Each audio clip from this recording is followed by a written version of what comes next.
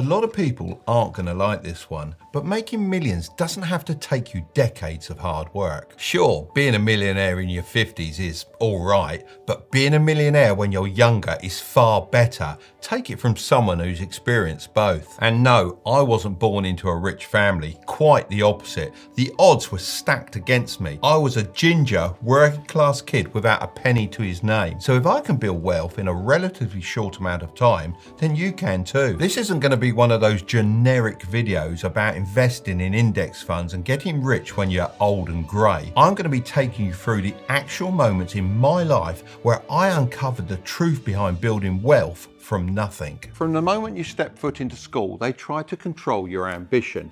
And one memory that stands out to me was sitting in a lecture theatre just like this one. The teacher asked us to write down our dream job, our dream car and our dream house. I was really excited, so I wrote down business owner, Ferrari and mansion. She then said life is going to be tough, so I'm going to break the hard news to you now. You're probably going to have none of those things, so be realistic and lower your expectations. I thought to myself, of course I will. I'll have all of those things, and I've carried that attitude for the whole of my life. If you allow the system to crush your hopes and dreams, you'll never be able to create wealth from nothing. Look, this isn't some fluffy mindset BS. If you can't even believe something is possible, then how on earth are you going to do the work required to become wealthy? Most people give in to the pressure of being realistic and end up joining the crowd, and then they discourage the next generation from following their hopes and dreams. But you can decide to break the cycle, just like me in that lecture theatre. So if you want to do this, then you firstly need to be very careful about who you listen to. I'm not just referring to those fake gurus on social media. I'm also talking about the people in your life who give their unsolicited advice. While your friends and parents may have good intentions, if they haven't built a large sum of wealth, why would you listen to them when it comes to making money? Secondly, you need to learn to think from multiple angles when trying to solve problems. Most people will come across an obstacle that they've been told is impossible for them to conquer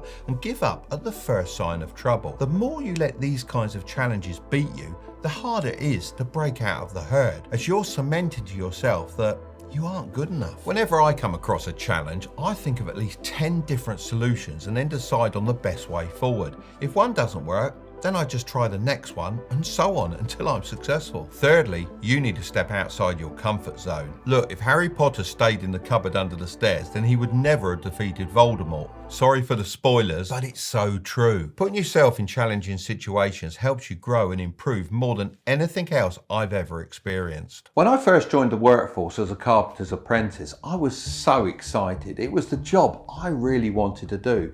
But unfortunately, the manager took a bit of a dislike to me and he bullied me practically every day, giving me all the rubbish jobs. I didn't know what to do. I couldn't take it anymore. I came home that night, sat on my couch, and I looked around the room and thought to myself, what have I got to lose? I've got no child or wife to look after. I'm 20 years old. I've got to make this decision. Sure, I'm scared of quitting a job. Of course you're scared.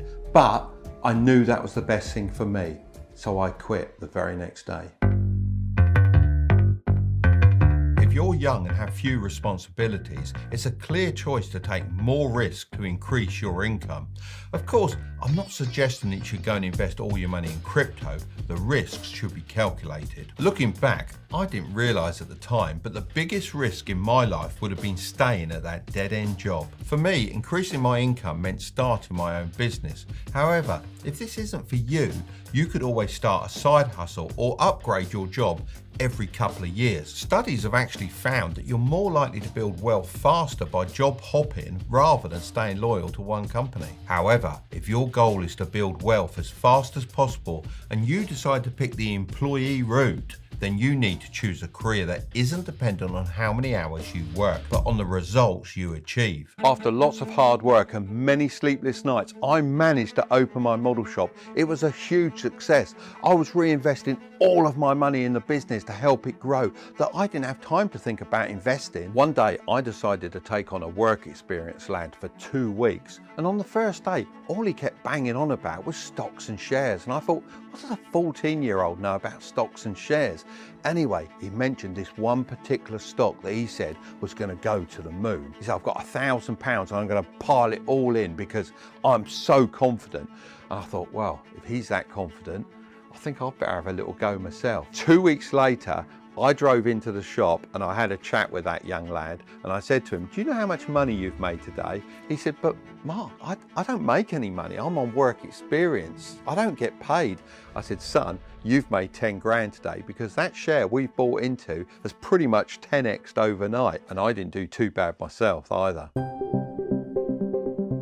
If you want to build your wealth, then you need to start sooner rather than later. The reality is, the longer you wait to start investing, the more difficult it's going to be, because the more time you allow for your money to grow, the more money you'll eventually have. I mean, check out this study by Fidelity, which shows that if you missed the 5 best trading days over the past 4 decades, you'd have reduced your long-term gains by 38%. Even worse, if you'd missed the 10 best days, you'd have lost out by 55%. So I'd strongly suggest getting in the habit of investing your money for the long term in the stock market. But don't be as crazy as I was when I first started. Do your research and invest in the stocks you believe in long term. So what should you look for when deciding where to invest your money? Well, firstly, when choosing an investment platform, it's important to make sure it has smooth and easy to use chart features. You may think this isn't important, but I can't stress enough how many times I've struggled with clunky apps while trying to track the growth of my investments. Having a wide range of stocks and ETFs to invest in is also important for diversification and reducing risk. It allows you to spread your investments across different sectors and asset classes. Another thing I'd suggest to look for is paper trading.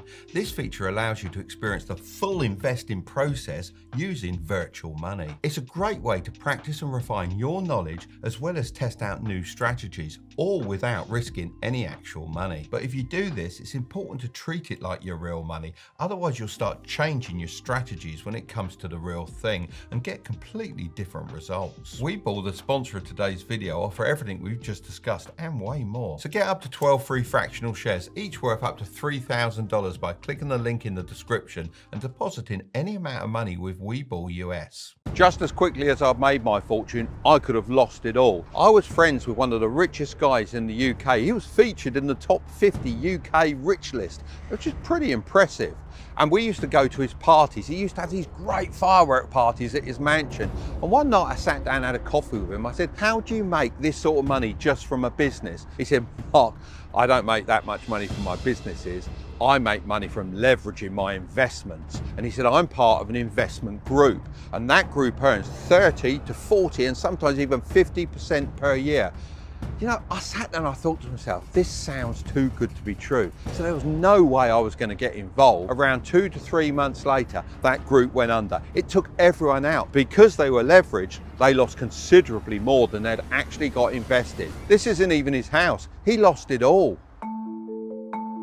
Never invest in something you don't understand. And even if you do believe what you're investing in, don't put all your eggs in one basket. When you spread your investments out, we call this diversification. This is something I highly recommend you do because it reduces your risk exposure. When it comes to my stock market investments, I primarily focus on a strategy called the 3-fund portfolio. This portfolio consists of 3 main components: a total US stock market index fund, a total international stock index fund, and a total bond market fund. These funds allow for diversification across different markets and asset classes, reducing risk while still providing the potential for long-term growth. In addition to my stock market investments, I've also diversified my portfolio by investing in other assets such as real estate, classic cars, and high-end timepieces. This approach allows me to spread my investments across various industries and asset types, further mitigating risk and increasing the potential for good returns. It's key to remember the importance of diversification,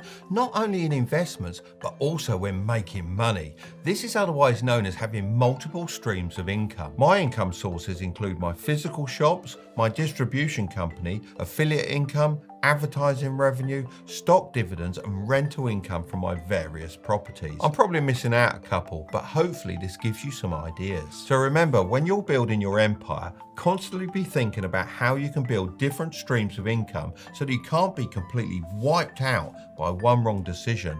Like my friend. If you want to know 7 side hustles to avoid, then I'm going to leave that video right up there. Don't click on it just yet. Make sure to subscribe if you want to grow your wealth, okay? I'll see you over there.